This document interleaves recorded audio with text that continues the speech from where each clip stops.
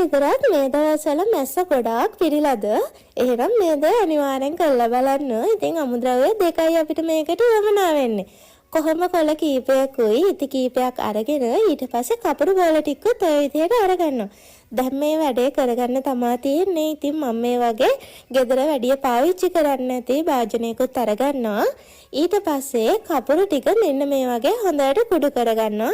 ඉතින් අතේ ගෑවෙන්නේ නැති වෙන්න ආට පුළුවන් මෙන්න මේ වගේ කුඩු කරගන්න. වැස්ස තත්ත්වෙත් එක්කන් තමා මේ මැස්ස ගොඩාක් ගෙවල් ඇතුළට එන්න පටන් අරන් තියෙන හරිම කරදරයක්.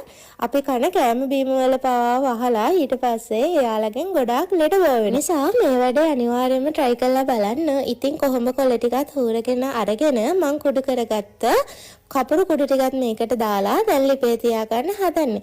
ඉතින් ටික වෙලාවක් තියෙනකොට මේක උතුරන්න වගේ එනවා. ඒ වෙලාවට අපිට පුළුවන් ලිප ඔෆ් කරලා මේක චුට්ටක් නිමෙන්න තියාගන්න.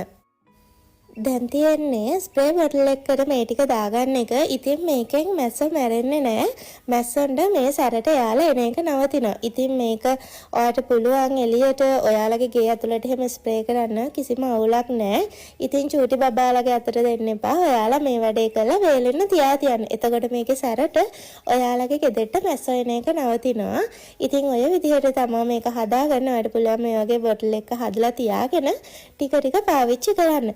අපේ ගෙදරත් මෙන්න මේ වගේ එළිය කොටසේම ගොඩක් මැස්සෝ ඉන්නවා. ඒ නිසා තමයි අපි මේ වැඩේ කරන්න හිතුවේ. ඉතින් මේක කරාට පස්සේ එයාලා එන එක නැවත